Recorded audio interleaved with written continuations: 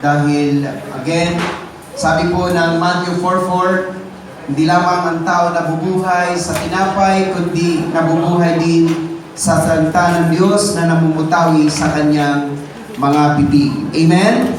Hallelujah. Sige po, isa pong masigabong palakpak sa Panginoon. Sabi mo sa katabi mo, hello, beautiful. At sabi mo, hello, favored. At sabi mo, hello, blessed. Sige, palakpakan natin ang Diyos. Hallelujah.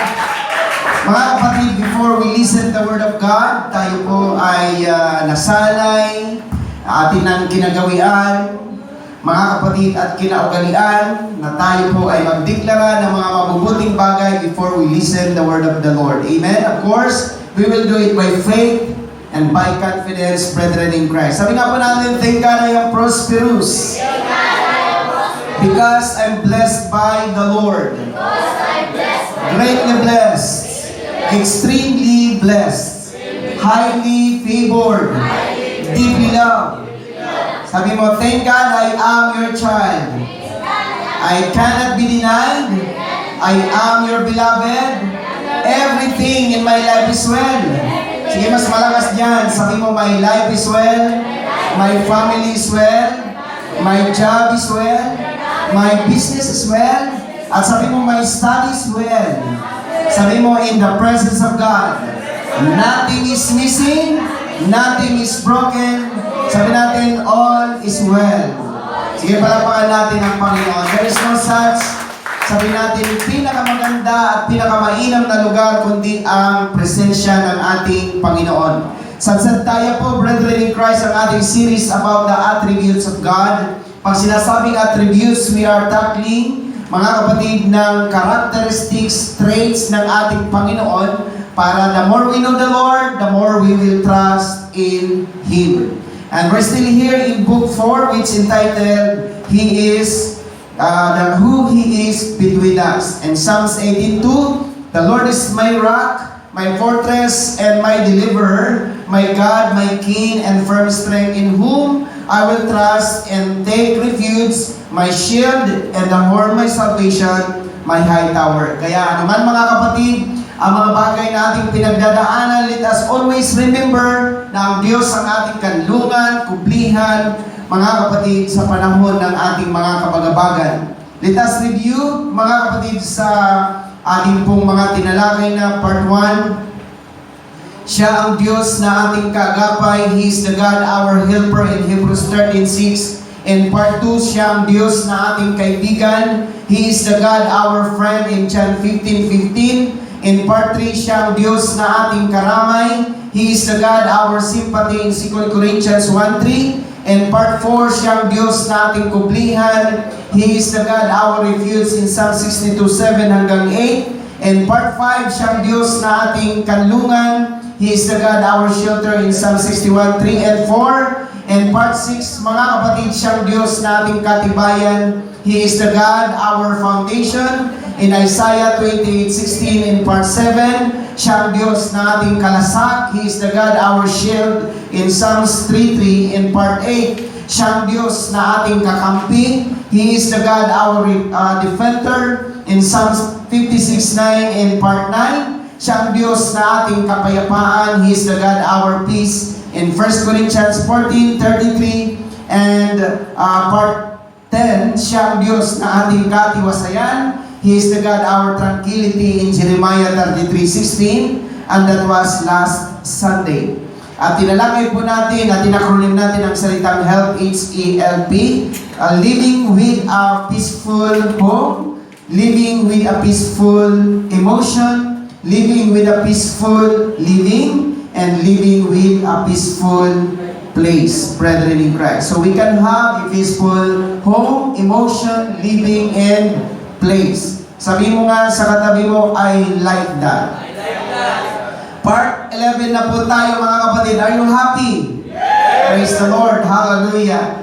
Ngayon, ang buong mundo ay nagdadalamhati kasi ginugunita po ng buong mundo ang pagsasakripisyo ng ating Panginoong Jesucristo way to the cross of Calvary. And this morning, brethren, we're now here in part 11, which entitled, Siya ang Diyos na ating karunungan. He is the God, our wisdom, in 1 Corinthians 1:24. Let us read. Sabi po dito, ngunit, sabi po ni Apostle Paul sa mga mananampalataya sa Korinto, ngunit sa kanila, tinutukoy na kanila ay mga taong hindi sumasampalataya o yung mga Hudyo at Griego, ngunit sa kanila na mga tinawag maging mga Hudyo at mga Griego, si Kristo ang kapangyarihan ng Diyos at ang karunungan ng Diyos. But to those who are called, whether Jew or Greek or Gentile, Christ is the power of God and the wisdom of God. May I value your attention, brethren? Kapag tayo ay tumanggap sa ating Panginoon Kristo, pinatuloy natin si Jesus sa ating mga puso, and Jesus is dwelling in our hearts, you have already the wisdom of God. Are you following, church? Amen. Because Jesus Christ Himself is the wisdom of God. Kaya kapag si Kristo ay nananahan sa ating puso, you automatically have the wisdom of God. Sabi mo nga sa katabi mo, you have the wisdom of God. Hallelujah! Praise the Lord! Kaya sa maliwanag sa Bible na si Jesus or si Jesus Christ ang kapangyarihan ng Diyos at si Jesus Christ ang karunungan ng Diyos. Kaya if you have Jesus, you have the fullness of God's power and you have the fullness of God's wisdom. Amen? Amen. Praise God. Pumalakpak nga po ang mga pinananahanan ni Jesus. Hallelujah. Okay, let us look the heart of God's attribute. Jesus Christ is the will of God. Kaya mga kapatid, maniwala kayo sa hindi, pag si Jesus nananahan sa ating puso, ang kalooban ng Diyos ay unti-unting nangyayari. Amen? Hallelujah. And in Jesus Christ is the Word of God. Kaya nga sabi na sa John 1:1, in the beginning was the Word. And the Word was with God, and the Word was God. And sabi sa 14, the Word became flesh. And that is Jesus. Kaya, kapag may Jesus ka, you have already the Word of the Lord. Amen. Kaya nga sa ating, naando na po pala yung ating tarpaulin, mayroon tayong tinatawag na written Word. Ang written Word ay Bible. Pero yung living Word is Jesus. Tama? O, sabi mo nga ulit sa katabi mo, Jesus Christ. Jesus Christ is the wisdom of God. He's not just only the wisdom, He is the Word, and He is the will of God. O, let us look, mga kapatid, sa 2 Samuel 14:20, upang baguhin ang anyo ng bagay, ay ginawa ng iyong lingkod na si Huwab ang bagay na ito, at aking Panginoon ay pantas ayon sa karunungan ng anghel ng Diyos, nang makaalam ng lahat ng mga bagay na nasa lupa, in order to change the course of matters between Absalom and his father. Your servant Joab did this, but my Lord has wisdom like the wisdom of the angel of God. Take note, wisdom of the angel of God to know all things that are on earth. Kinds of wisdom. Dito mayroon tinatawag ng wisdom of the angel of God. Ang mga anghel ay mayroon silang karunungan. Tama? Yes. Hallelujah. And also here in 1 Corinthians 2:5, upang ang iyong pananampalataya ay huwag masalig, sabi ni Pablo muli, sa karunungan ng mga tao, kundi sa kapangyarihan ng Diyos, so that your faith might not rest in the wisdom of men or human philosophy, but in the power of God. So, pangalawang wisdom na inyong mapapansin sa Bible is the wisdom of men. Kung mayroon pong karunungan ang mga anghel, may karunungan din po ang mga tao. Kaya lang minsan, ang karunungan ng tao, itong tinatawag nating magulang. Ano bang ibig sabihin ng magulang? Madaya. Tama? Because they're using sabi natin, yung kanilang katalinuhan sa mas maling pamamaraan o ang iba tinatawag na tuso. Diba? That is mga tao, pagiging tuso, that is another synonym, mga kapatid, na tinatawag natin pandaraya. Kaya ang sabi ni Pablo, ayaw ko na ang inyong pananampalataya ay masalig saan? Sa karunungan ng tao, manapay ang inyong pananampalataya masalig sa kapangyarihan ng Diyos. Ano yung una? Wisdom of the angel. Pangalawa ay wisdom of men. Ito pa po, sabi ng Daniel, may isang lalaki sa iyong kaharian na kinaroroonan ng Espiritu ng mga banal ng Diyos at sa mga kaarawan ng iyong ama ay nasumpungan sa kaniya ang liwanag at unawa at karunungan na gaya ng karunungan ng mga Diyos at ang haring Nabucodonosor na iyong ama ang hari. Sinasabi ko, ang iyong ama ay ginawa niya siyang Panginoon ng mga mago, ng mga inkantador, ng mga kaldeyo at ng mga manghuhula. There is a man in your kingdom in whom is the Spirit of the Holy God or gods, and in the days of your father light and understanding and wisdom like the wisdom, take note, of the gods were found in him. Yung mga gods na tinutukoy dyan, yung dadaanan natin mamaya. Sabi niya, and King Nebuchadnezzar, your father the king, I say, your father appointed him master of the magicians. Yan na po yung mga goddess. Magicians, enchanters, soothsayers, Chaldeans, at saka yung mga astrologers. So yung mga manghuhula, yung mga mangkukulang, they have also wisdom. Tama? Kaya yung mga gods, mayroon din silang wisdom. At ito po ang isa pa. Sabi ng 1 Corinthians 3:9, sapagkat ang karunungan ng sanglibutan, ito ay kamangmangan sa Diyos, sapagkat nasusulat, hinuhuli niya ang marurunong sa kanilang katusuhan.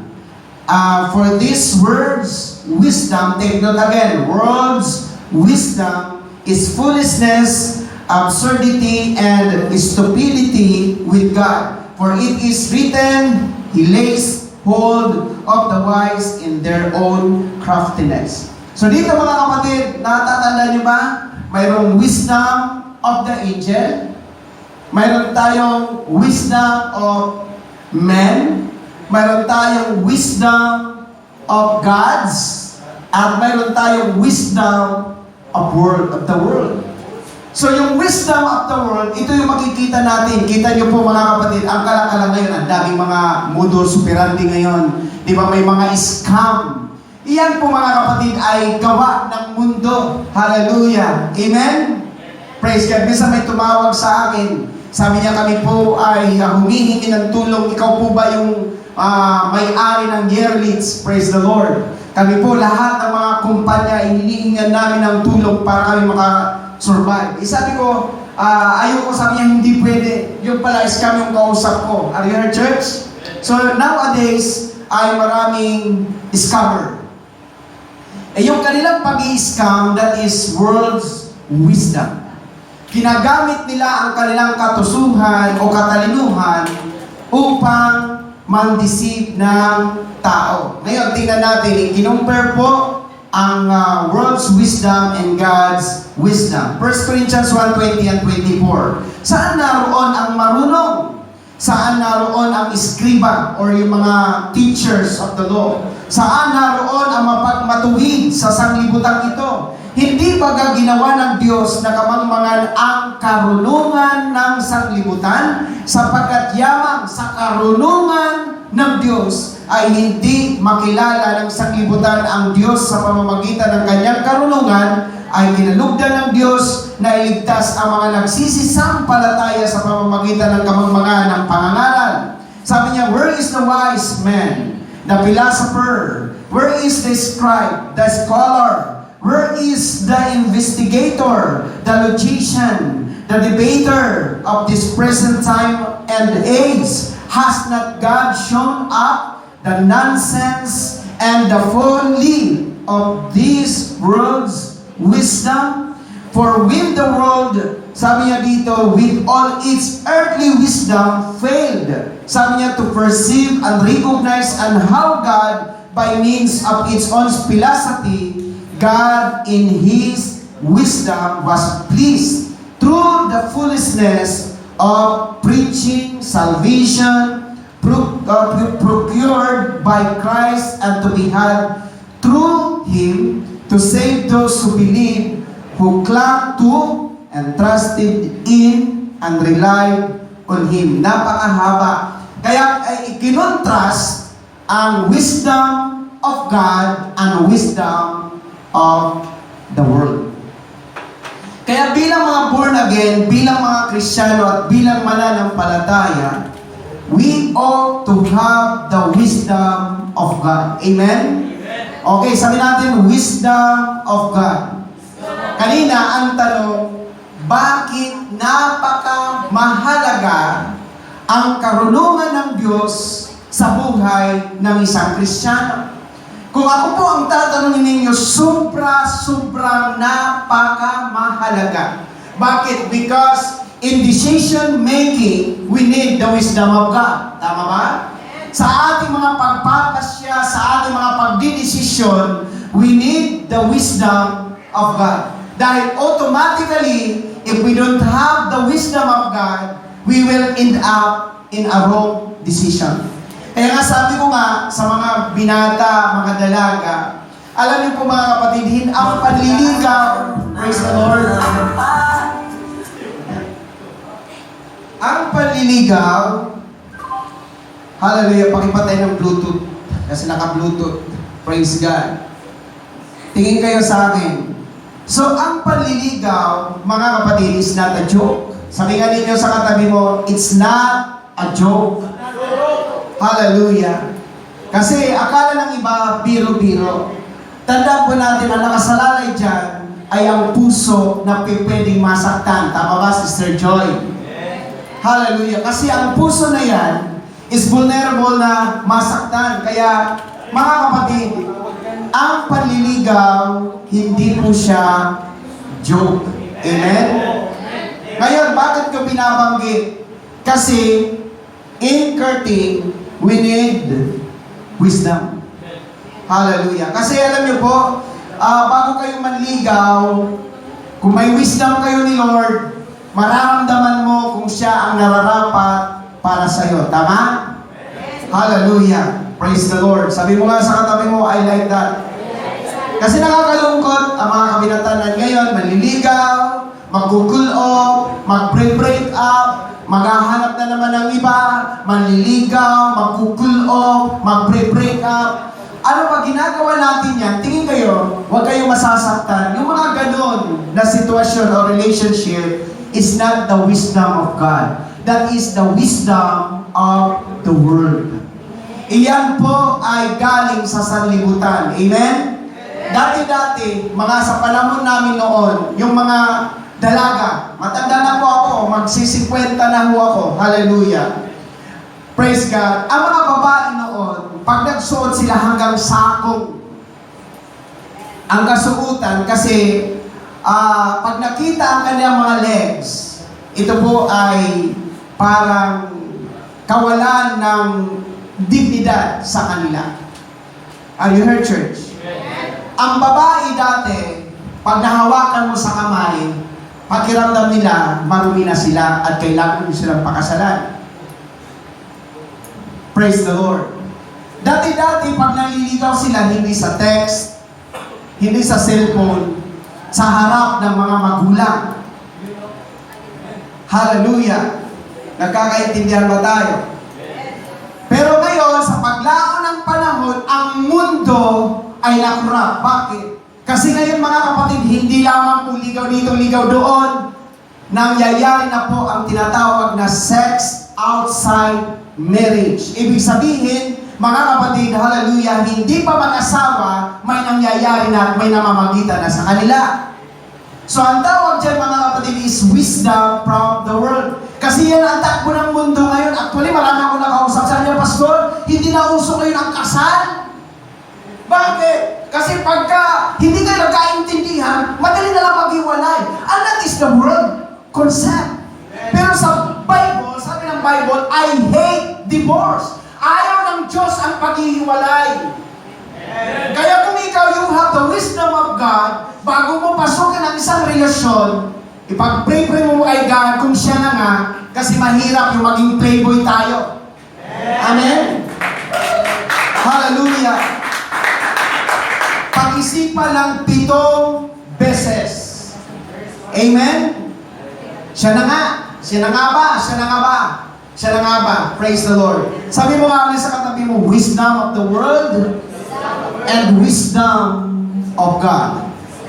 Ulitin ko, kung born again ka, Kristyano ka, mananampalataya ka, you ought to have not the wisdom of the world, but the wisdom of God. Amen. Mga kapatid, huwag kayong magagalit sa akin. Sa mga pumasok naman dito na may mga relasyon na sabi natin mali o nagkalipin, hindi natin kinukunti na yan. Pero hindi sila mananatiling gano'n. Pagdating ng panahon, ikakasal natin sila. For them, para maging legal. Tama? Hindi natin kinukunti na yan kasi who am I para i-judge yung mga taong pumasok dito na may kalipin? Tama? Pero dahil nakarinig ng katotohanan, isasaayos natin sila. Pwede tayo magkaroon ng mass wedding. Hallelujah. Amen. May tao pa kaya akong kausap? Hallelujah. Sabi mo nga ulit sa katabi mo, you need the wisdom of God. Kaya mahalaga ba ang wisdom ni Lord? Hallelujah. Hallelujah. Amen. Okay, pagpatuloy natin. Sabi ng Ecclesiastes 2:26, sapagkat ang tao na kinaluluguran niya. Pumalakpak ang mga kinaluluguran ni Lord. Praise God. Sapagkat ang tao na kinaluluguran ng Diyos, binibigyan ng Diyos ng karunungan at kaalaman at kagalakan. Ngunit ang makasalanan, yan na, kinukontrast talaga. Ngunit ang mga makasalanan, sabi ng Bible, ngunit ang mga makasalanan, may mga taga-apakan, may mga taga-malapanyas, hallelujah, ay binibigyan niya ng damdam. Hindi pala wisdom ang binibigyan ng Lord sa mga makasalanan, damdam, sama ng loob, sakit ng loob, tama ba? Yan ang damdam. Damdam, na ano? Na magpisan at magbunton upang maibigay sa kaniya na kinalulukuran ng Diyos, ito man ay walang kabuluhan at nauwi sa wala. Maganda sa English, tingnan niyo po. Sabi dito, for the person, sabi mo sa katabi mo, ako yan. Wow, talaga ha? Amen. Sabi niya dito, to the person who pleases Him and gives wisdom and knowledge and joy, but to the sinner. Ganito talaga Lord sa sinner, ano? To the sinner, He gives the work of gathering and heaping up, that He may give to one who pleases God. This also is vanity and striving after the wind and feeding on it. Kaya mahirap talaga, mga kapatid. Hallelujah. And masaya ako kasi Sister Jen, dumating na po kahapon yung ating machine ng mineral water. Hallelujah. Magbubugas na po ang ating mineral water. Malapanyas, Hinsonville, at magbubugas na po ang ating mineral water. Praise the Lord. Kutod. Hallelujah, Northville. Kaya, ang iba dyan na hindi naniniwala, yung parang hindi sila naglalagay ng kanilang mga dreams, bahala kayo sa buhay niyo. Amen? Kasi ang purpose kung bakit, yung mga bilog-bilog, yung mga logo na yan, 5 na po ang nagmamanifest dyan. Bakit? I believe. Sabi ng Bible, delight yourself in the Lord and He will give you the desire of your heart. Sino ba gusto magkaroon ng house in lot? Amen! O ilagay nyo doon, oh. Sino gusto magkaroon ng sasakyan? sasakyan. Hindi ko pa kasi nailagay dyan ang sasakyan. By the way, brethren in Christ, hallelujah, lalabas na po ang aking brand new 2024 Avanza. Hallelujah, amen. Sasakay ko kayo doon. Sabi naman ng iba, si Pastor nagmamayabang, hindi, I am proud of my God. Hallelujah. Sabi ng iba, anong sekreto? Huwag kayong madamot sa church. Huwag kayong madamot. Hallelujah, huwag kayong madamot sa church. Amen? Alam niya ni Sister Joy, nung Friday, sabi ko, medyo may kinita ko, Sister Joy, ano tayo? Punta tayo sa Apo. Mag-Apo tayo. So, praise God. Hindi pera ng church yun. Pera ko po yun. Hindi ako nangihinayang gumastos sa church. Hallelujah. Kaya sabi ko nga, yung stick na yun, isang dangkal na lang. Yung nagdraram dapat magmanasakit kasi papalag naman ng Diyos siya pag gastusan niya yan eh. Amen? Para wala akong kausap talaga. Amen. By the way, sa ating mga kaisiatsi, nandun yung ID. Si Dode, may ID na yan.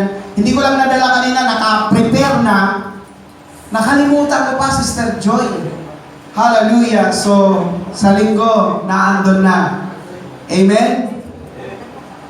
May nagtanong sa akin, Pastor, bakit pa ID pa kayo? Kasi nakikita niya sa mga video. Sabi, ang purpose niyan, pag wala pang ID, hindi ka ba aakyat ng langit? O baka ako, maraming may ID sa amin, pero hindi aakyat ng langit. Lalo na mga musicians. Hallelujah. Kilala niyo ang sarili niyo. You know, and you know. Praise the Lord. Sabi ko, ang ID, in-explain ko, ang ID, sabi ko, hindi po ito pinag-uusapan ng kaligtasan. Ang sabi ko kasi dumadami na po kami. Hallelujah. Amen? Ngayon may mga bisita. Tulad niya, may dalawang gwapong bisita. O ngayon, mga kapatid, mayroon pa tayong dalawang magagandang bisita. O ngayon, kung wala silang ID, paano mo mababasa? Kaya pag nagkakamayan tayo, iharap mo yung ID nyo. Kasi parang nababasa namin, hello, brother. Amen? Nakakaintindihan? So, ang purpose ng ID, para lang sa pangalan, magkakakilanlan tayo. Amen? O, nagkaintindihan tayo. So, dito mga kapatid, again, hallelujah, pinagkalooban sila ng Diyos ng kaalaman at karunungan. God gave them knowledge and skill. At patuloy tayo sa Daniel. Nakita niyo po yung apat. Daniel, Meshach, Shadrach, and Abednego.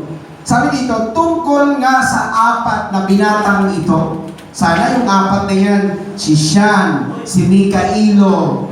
Pero hindi sila eh. Hindi sila eh. Kasi tungkol nga sa apat na binatang ito, pinagkalooban sila ng Diyos ng kaalaman at katalinuhan sa lahat ng turo at karunungan. At si Daniel ay may pagkaunawa sa lahat ng pangitain at mga panaginip. As for those four youths, God gave them knowledge and skill in all learning and wisdom, and Daniel had understanding in all kinds of visions and dreams. Ganyan po ang nangyari, binigyan ang apat because actually mga kapatid, dito ang struggle ko lang. Sa Diyos, nahirapan akong pumasok, Sister Joy eh. Kasi hindi pa sila marunong mag-intro eh. Praise the Lord. Amen? Hindi pa sila marunong mag-intro. Pagka nasa G, ang intro niyan D para makuha yung tono. Bababa mo ng D. Kasi kapag ka nasa G ka, ang paksak namin noon, nasa, praise the Lord, nasa C. Kaya, dapat ang mga tumutugtog, hallelujah, mayroon silang karunungan or skill na tinatawag. Yamang na andyan na kayo sa larangan ng ganyan, galingan nyo na, ayusin nyo na. Kaya kasi, mga kapatid, sabi ko nga, medyo nagdadamdam lang ako, instead na i-master nila, i-plucking, or gawin nilang lead, ay yung Christian music, alam niyo po kung ano? Yung beer, inahanap nila, yung inahanap nila, talagang minamaster nila yung, paano sila mga kapatid magiging anointed? Amen? Hallelujah. So, again, brethren in Christ, God is really true sa kanyang salita. He will give wisdom and skill sa lahat ng mga tao. Tingnan natin si Jesus. Sa Luke 2:40, at lumaki ang bata. Yung bata na yan, si Jesus. At lumakas at napuspos ng karunungan at sumasa kaniya ang biyaya ng Diyos. And the child grew and became strong in spirit, filled with wisdom, and the grace, favor, and spiritual blessing of God was upon him. Si Jesus din, lumaki sa karunungan. Sabi mo nga, grow in wisdom. Hallelujah. Amen? O sabi mo nga mali sa katabi mo, grow in wisdom. Sabi ng Santiago, ngayon sa mga wala, sabi ng Santiago 1:5, ngunit kung nagkukulang ng karunungan, ang sino man sa inyo ay humingi sa Diyos. Nagbibigay ng sagana sa lahat at hindi nanunumbat at ito'y ibibigay sa Kaniya. James 1:5, if any of you is deficient in wisdom, let him ask of the giving God who gives to everyone liberally and ungrudgingly without reproaching and fault-finding, and it will be given him. Kung kulang ka ng wisdom, nakakita ka ng pogi, Lord, bigyan mo naman ako ng wisdom kung pwede ba kaming maging kami. Tama? Ganong wisdom. Hallelujah. Praise the Lord. Dapat tinatanong ang wisdom kasi alam niyo po mga kapatid, how you will know kapag wisdom ng Lord ang nangyayari, it lasts. Tumatagal pagka wisdom ni Lord ang nangyayari. Amen?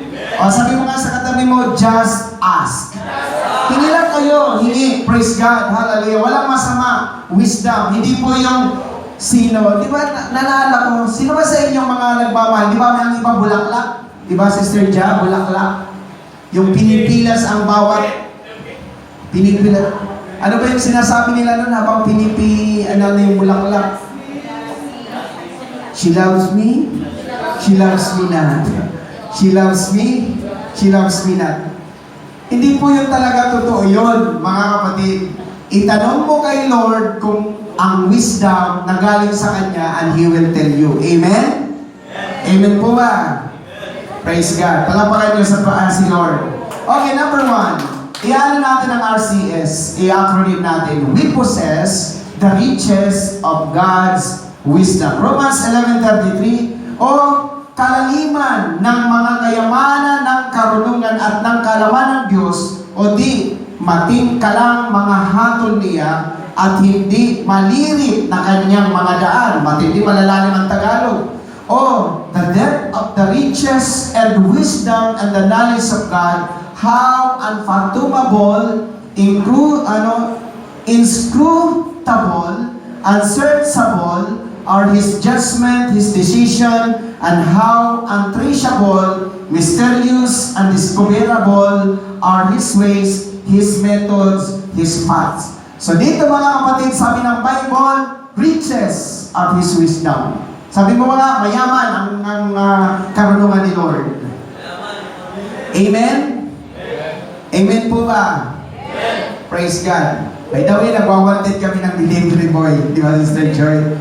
Nagwawanted kami ng delivery boy. Ang araw niya, 500. Pwede na yung 500 ang araw. Praise the Lord. Amen? God is really good. Sabi natin, God is good. Hallelujah. So wisdom. We need wisdom, mga kapatid. Mahalaga sa lahat ng decision, wisdom ang kailangan natin. Amen? Amen po ba? Amen. Pangalawa, attribute number 2. We possess the conceal of God's wisdom. Pag sinabing conceal, hidden or secret. Yan. Mayroon po tayong sekreto na wisdom ng ating Panginoon. Sabi ko nga, ang lahat ng matagumpay ng mga restaurant, mayroon silang secret recipe. Tama?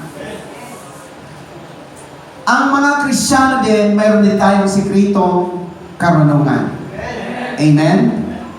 Ano ang sikreto nating karunungan? Basa tayo. 1 Corinthians 2:7, kundi sinasalita namin ang karunungan ng Diyos sa hiwaga. Yaong karunungan na itinalaga ng Diyos bago nilalang ang mga sanglibutan sa kaluluwalhati natin. but rather, what we are setting forth is a wisdom of God once hidden from the human understanding and now revealed to us by God. That wisdom which God devised and decreased before the ages of our glorification to lift us into the glory of His presence. By the way, para sa mga bago nating kasama, mga matagal na rin, bakit ako taglish?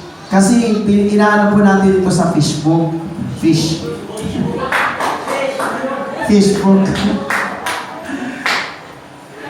Hindi na kaya Facebook ngayon, hindi na Facebook, Fishbook na. Kasi kami mga Bisaya, magagalingan, di ka pa kami mag-English. Diba, Sister, asa na si Michelle? Hallelujah. Ano ang English ng kapayapaan? Peace. English ng piraso? Ang English ng mukha? O diba? Matindi ang mga Bisaya. Hallelujah. Kaya magagaling kami. Pero ang sabi ko, yung mga matatalino, kahit namamali kami ng pronunciation, naiintindihan ninyo yan. Amen. Nalaala ko tuloy yung isang Bisaya, giving, magbibigay sila. Sabi niya, give your peace. Aba, matindi yun. Give your peace to God. Dapat best. Pero peace, alam niyo po ba ang Tagalog kung anong peace? Ang Tagalog ng peace? Halimaw.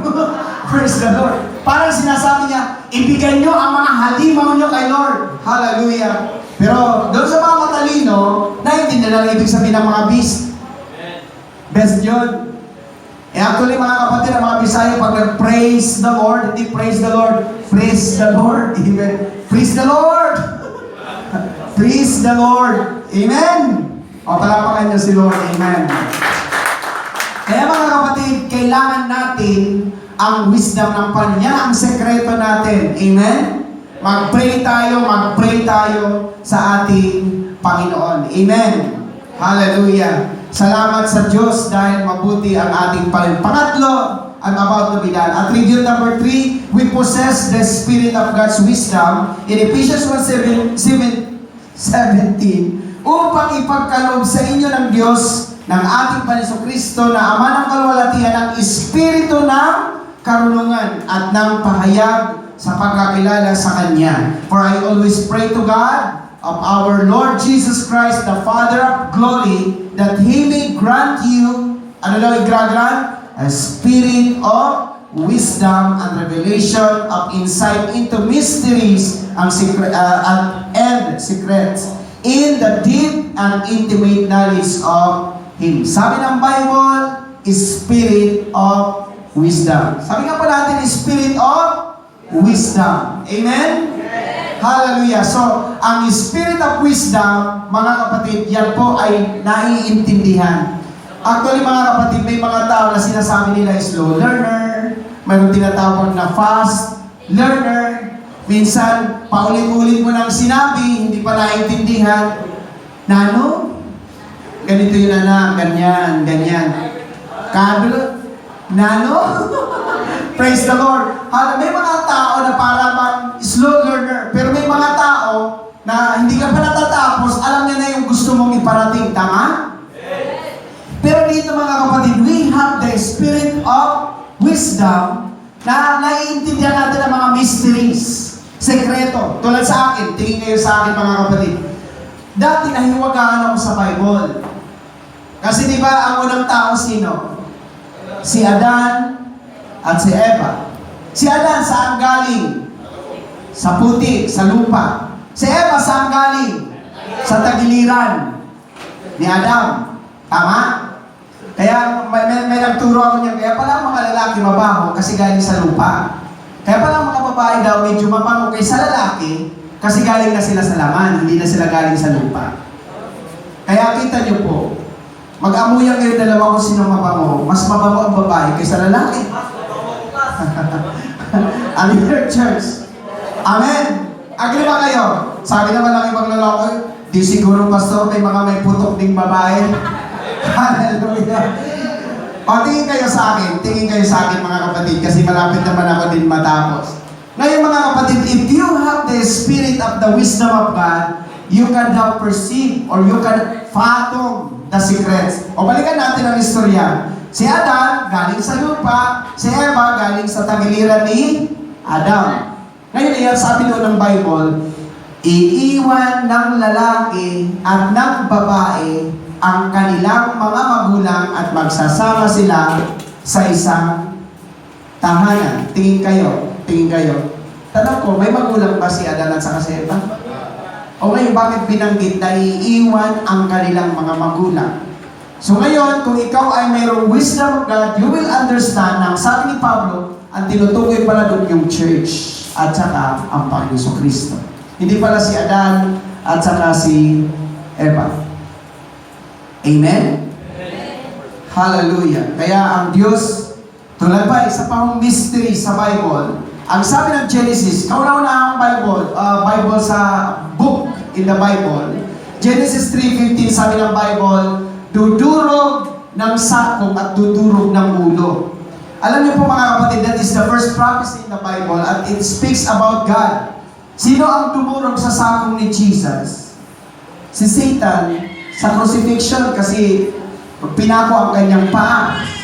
Sino ang dumurog sa ulo naman? And that is Jesus.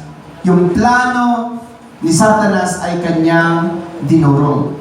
Kaya pagka ikaw ay may wisdom ni Lord, you will understand the Bible. Amen?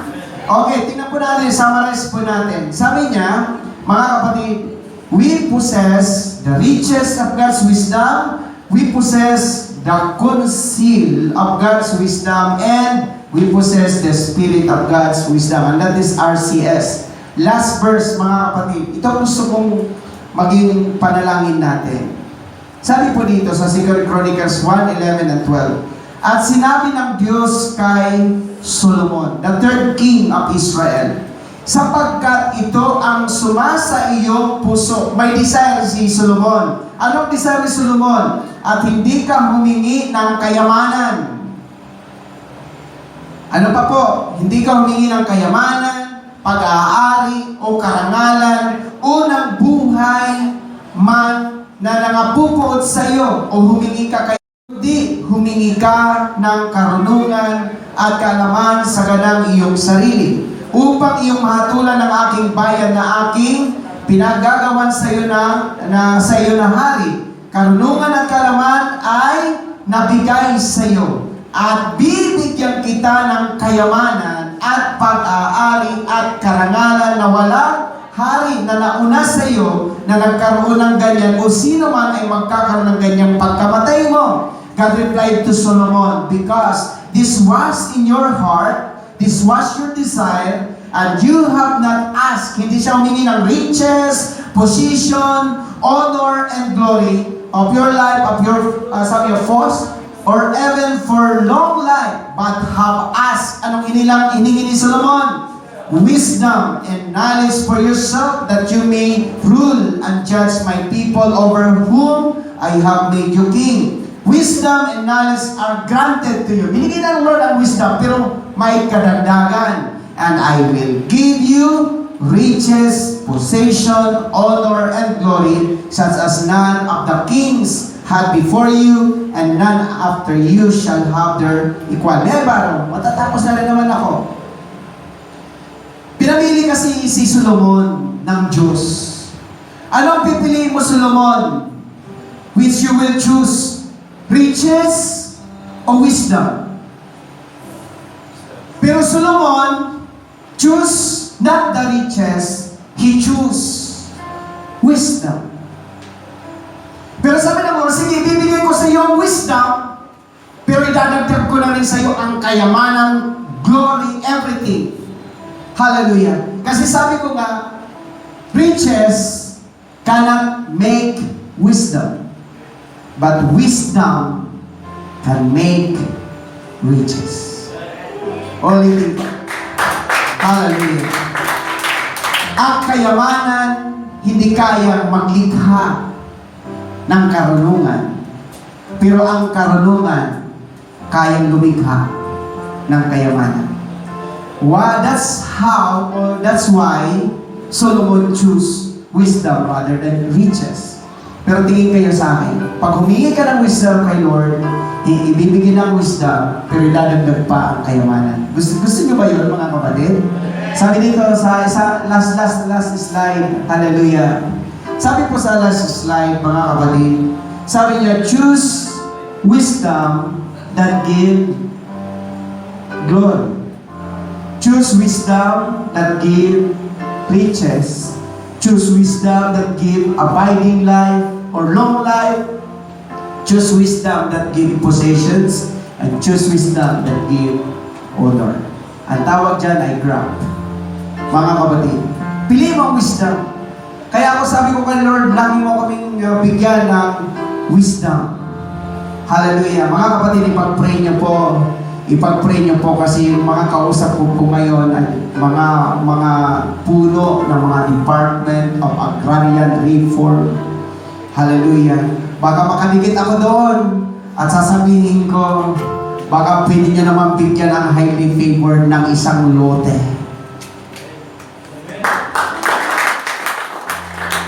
Hallelujah. Amen. Kaya mahalaga po na mayroon tayong wisdom because again, pag mayroon kang karunungan ni Lord, He adds everything.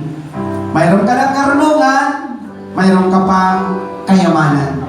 Amen. Sige tayo lahat mga kapatid.